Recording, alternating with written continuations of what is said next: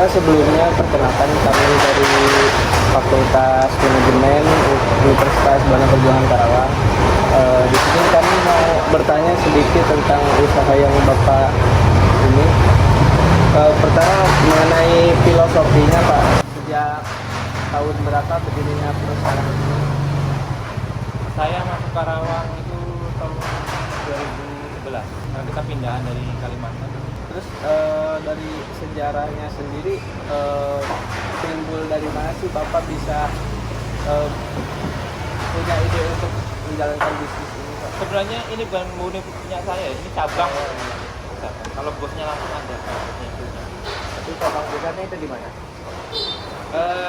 Kalau sebenarnya kalau aslinya dulu gini sebenarnya waktu kita belum keliling ya, waktu kita udah merantau kemana-mana, jadi sekarang kalau dibilang pusatnya udah nggak ada. Udah cabang semua. Kita ambil seluruh Indonesia hampir ada. Kiraan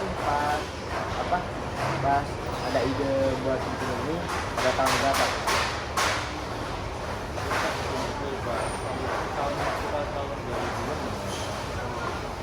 Kita masih di Jawa Timur.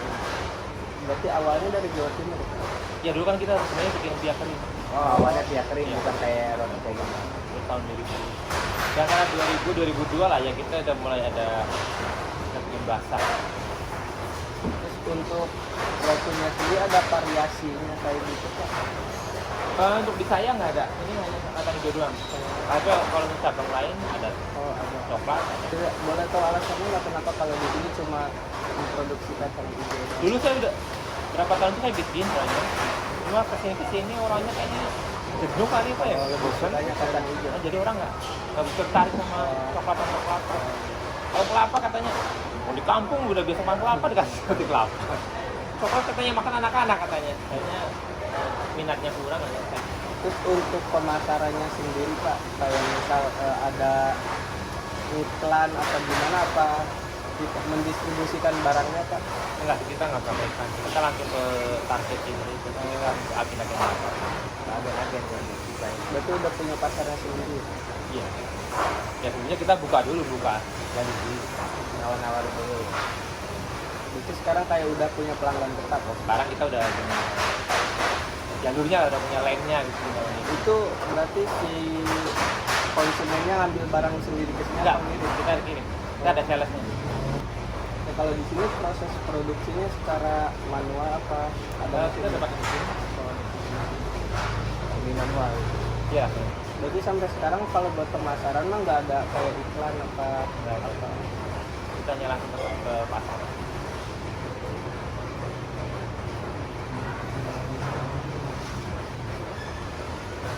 Kalau mohon maaf Pak, sebelumnya kayak di sini cara mencatat keuangannya apakah sudah di komputer atau masih manual atau perhitungan sederhana seperti itu Pak? Ada. Sederhana ya bentukannya sih. Kalau komputer, kalau saya pribadi saya belum pakai komputer ya, Bang. Kita masih manual. Kalau yang tempat lain udah banyak tempat kayak komputer. Itu ada bagiannya sendiri Pak apa sama Bapak cuma di handle? Saya yang handle. Saya masih saya kerja. Kalau soal pembukuan. Itu untuk kebutuhan yang harga perkiraan berapa Pak? Dari satu boxnya. Ini harganya eceran 1000-an. Jadi di warung kopi kan banyak. Nah, tapi kalau di Teluk Jambi nggak begitu aja. Bedami itu. Kalau dulu ada waktu Johar masih di sini. Karena Johar belum di lagi di Johar. Ya mungkin ada, tapi kalau untuk Karawang kota nggak mau semua. Misalnya kalau misalkan supply ke agen-agen gitu bisa turun berapa dus? Tergantung pesenannya dia. Dia minta 500 piece, 1000 piece. Pokoknya biasanya suka ditarget itu. Enggak. Kalau kita nggak target, kita sesuai permintaan konsumen. Tapi kalau ini Bapak untuk memproduksinya tuh sesuai pesanan atau misalkan Sesuai ada pesanan. sesuai. Berarti setiap produksi pasti habis. Iya. Ya kalau pesanan hari ini 10.000 kita beli 10. Nah, cara mengatasi kalau misalkan pesanan itu turun ngedown itu gimana Pak cara mengatasi? Kalau Kalau kita stok atau misalkan sama sektor lain? enggak sih. Kalau kita posisi turun, kita produksi itu kadang-kadang umum sih, nasional sih ya. Jadi kalau ekonomi kita lagi ada loyo, Indonesia ekonomi juga ada loyo, kita ngaruh juga penjualan. Cara mengatasinya itu gimana, Pak? Ya mungkin kita dengan cara nambah langganan, nambah pasar, Nambah relasi lagi. memperluas wilayah gitu, Bang. Dari Cikampek ke nyebrang ke Cikarang lah. Iya. Kayak gitu. Kayak pernah nggak sih Pak, kayak apalagi waktu COVID kan gitu, seperti masih banyak penurunan gitu di dalam. Kalau COVID ya 2 tahun. Tahun pertama malah saya malah naik. Oh, Tahun pertama kita malah ramai. ah, Karena mungkin orang-orang kan harus bisa nggak lewat di jalan. Iya. Kalau di saya masih di lewat sama polisi. Kita masih oke. Tahun pertama itu. Nah, tahun kedua kita kan ekonomi kan menghancur tuh. oh iya. Kedua ketiga kita merosot banget. Ibaratnya yang penting kita nggak tutup aja, kita masih bertahan. Nah itu Bapak mengatasinya gimana Pak ketika lagi turun-turunnya gitu? Ya kita apa sih?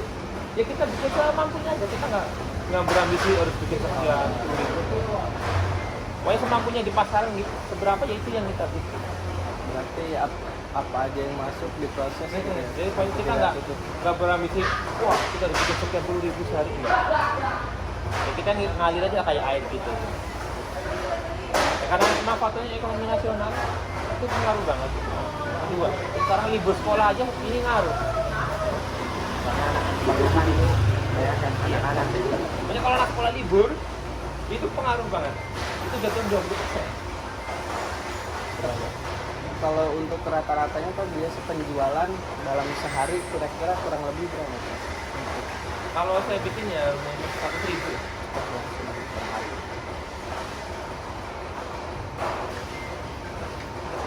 Tapi untuk skalanya masih di dalam negeri atau udah mulai Luar negeri, kalau roti murahan mana ke luar negeri. Ya nyantar kota aja sih. antar pulau belum Pak? Udah. Antar pulau pabriknya udah ada. Oh, Mana mana udah. Oh, udah ada seluruh Indonesia. Berarti ini Jawa Barat di sini. Jawa Barat aja ada 4. Tempat di mana gitu? Sini Cirebon, Pati, Bogor. Tapi Jawa Barat, Jawa Tengah, Jawa Timur ada. Berarti banyak cabang. Sumatera, Kalimantan ada. Makanya kita nggak antar pulau, antar kota aja kita udah tabrakan sama tabung yang lain. Kalau boleh tahu Pak, kayak kekurangan ketika menjalankan bisnis ini kayak Bapak ada keluhan nggak gitu kalau buat entah masalah-masalah kecil dalam produksi atau pemasaran Pak? Kalau buat saya bukan masalah sebenarnya kayak gitu sih. Kelemahan. Ya itu tantangan buat saya lah gitu. Kalau usaha itu tantangan. Iya. Kalau kita bikin itu berikan masalah itu kelemahan kita, ya nggak jalan. Ya kan? Karena gini, kalau kamu sekarang kuliah, mata kuliah kamu sampai kamu bingung, nggak tahu. Kalau kamu jadikan itu apa kelemahan, berarti kan nggak selesai kamu, ya nggak? Kamu ngerjain soal hari ini aja nggak bakal selesai kalau kamu anggap itu kelemahan. Tapi kalau kamu anggap itu tantangan, ya kan? Pasti kamu berusaha. Ini gimana jawabannya? Ini harus selesai jam ini kan? Kan gitu kan? Itu tantangan. Tantangannya seperti apa tuh, Pak? Dia tadi waktu lagi sepi, konsep menurun. Itu buat tantangan kita komunikasi di mana cara. Berarti mohon maaf Pak, kalau misalkan kayak dalam produksi menurun gitu, apa mempengaruhi gaji karyawan segala macam? Kalau turunnya masih standar, paling 30-50%, gaji belum berkurang. Kalau dari 50% ke bawah, kita akan sedikit itu pengaruh. Berarti tidak mengurangi karyawan gaji? Enggak. Justru itu makanya kita mempertahankan karyawan, biar mereka jangan keluar. Terusnya gitu. Jadi kita kurangin dikit lah, biar sama-sama dapat gitu. Soalnya kalau kita gaji full, produksi menurun, ya kemarin kita nggak dapat untung dong bayar mereka. Makanya solusinya itu, jangan sampai anak ini dikeluarin, kan kasihan dikeluarin. Makanya tahan, ya, kita kerja. Tapi saling memahami ya, kita produksi sedikit, keuntungan saya juga sedikit, jadi gaji saya kurang. Ya kan dapat gaji, dapat makan, tetap kan gitu. Solusinya kayak gitu. Tapi untuk misal jam kerjanya Pak, misal ya rata-rata kan 100 ribu ya per hari gitu. Kalau misal lebih dari itu atau 2 kali lipat ya, Apa jam kerjanya nambah atau gimana Pak? Kalau jam kerjanya kan nggak kita batasin, Oh, tergantung selesainya aja sih. Cuma biasanya kalau kita taruh kita ada karyawan 30 orang, kita bisa bikin 40 sampai 50. Nanti kita ambil gaji. per time. Jadi gajinya kita nggak pokok, ada gaji pokoknya ada. Cuma nanti kalau kita punya lebih dari yang kerja, kita bukain di bawah. Ya itulah kayak tentang bulan itu kita boleh. Itu kalau di UKM kayak gitu. Kalau di PT kan ada kata lemburan itu kan di PT kan. Iya. Kalau UKM ya untungnya berapa nanti kita bahas.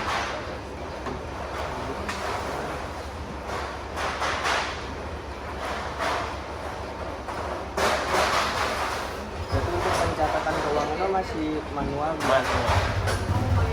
Saya kayak orang kuliah nulis gitu. Berarti bagus di keuangan yang lebih di keuangan. Itu lama lebih. Ya kalau ya gitulah pokoknya kan udah paham lah.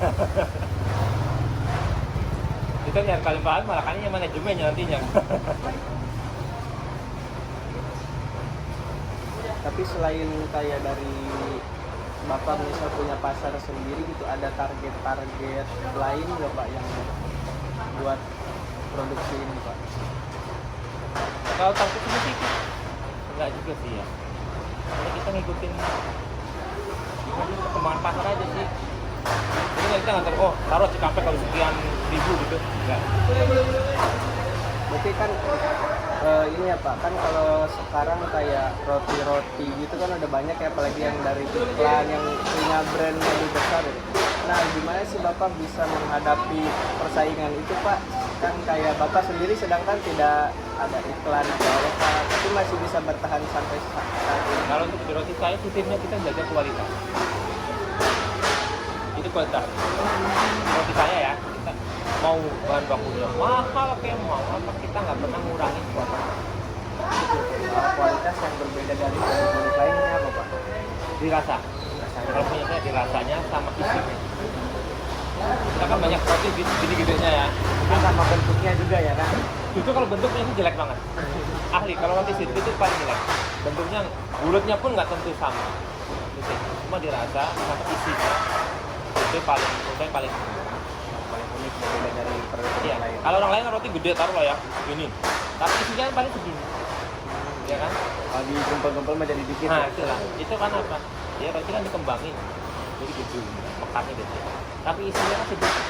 Coba kamu beli roti apa coba yang paling enak? Lihat isinya. Ada nggak isinya ada 50%-nya? Pasti nggak. Karena saya yakin nggak mungkin orang mau usaha tapi nggak mau untung juga. Kayaknya kayak gitu. Nah, kalau di saya terusnya gitu, di saat orang persaing maksudnya kita ngatasinya di itu kualitas. Jadi kita nggak tahan, kita nggak itu. Itu yang bikin kita bertahan. Kalau dari pelanggan sendiri Pak, apakah ada beberapa keluhan yang masih sering didengar atau masih sering Kalau masuk? itu enggak ada. Alhamdulillah alhamdulillah. Komplainan dari pelanggan. Komplainnya paling telat pengiriman gitu kadang kita bilang kirim 3 hari sekali kan baru kita kontrol. Ya sehari udah habis. Maunya, Mas kirim lagi. Udah lama, orang bikin kemarin udah lama gimana? Berarti pengiriman 3 hari sekali. Iya. Tapi kadang sehari udah habis gitu. Untuk Ya kan? Kalau udah buka kan kesannya ini kok mau dikirim-kirim, tapi baru kemarin dikirim ya, hari ini habis kan? Kalau kirimnya lagi besok hari Kamis ibaratnya gitu. Karena kita pakai jadwal ngirimnya ini kan. Nggak asal kok datang itu nggak pakai jadwal. Ya kita pakai ritme gitu. Apa kalau misalkan makanan biasanya kan suka ada expire gitu ya. Nah, sini expire-nya berapa minggu atau Tapi saya cuma 10 hari. 2 hari ya. Makanya kita kontrol 3 hari sekali kita kontrol. Tapi kadang kalau misalkan saya beli di warung itu pernah lihat yang roti-roti gitu, suka ada yang dibuka itu kesalahan siapa gitu. Kalau itu bukan kesalahan apa enggak sih. Cuma expirednya udah jelek. Tapi kadang di warung suka ada yang masih dipajang gitu, kan Ya bahaya. itu ya maaf aja kadang yang punya warung juga kadang nggak perhatiin. Kedua mungkin dari kualitas juga daya tahannya kurang. itu saya nggak bisa jawab kalau pertanyaan itu roti orang ya. Kalau roti orang kadang saya nggak bisa. Mana kan masing-masing. Oh teh ada tuh anak cewek ini. Tapi di sini juga nerima kayak gitu Pak. Grosir? Satu lagi. Iya lah, kita jualan kita kan buat kopi Oh berarti masih ada yang suka beli pada itu? banyak ya. Kalau selamatan apa gitu, selamatan itu lebih. Kalau nggak beli kasihan dong nggak dijual. Kalau kita kan kadang orang Mungkin segitu aja Pak dari oke.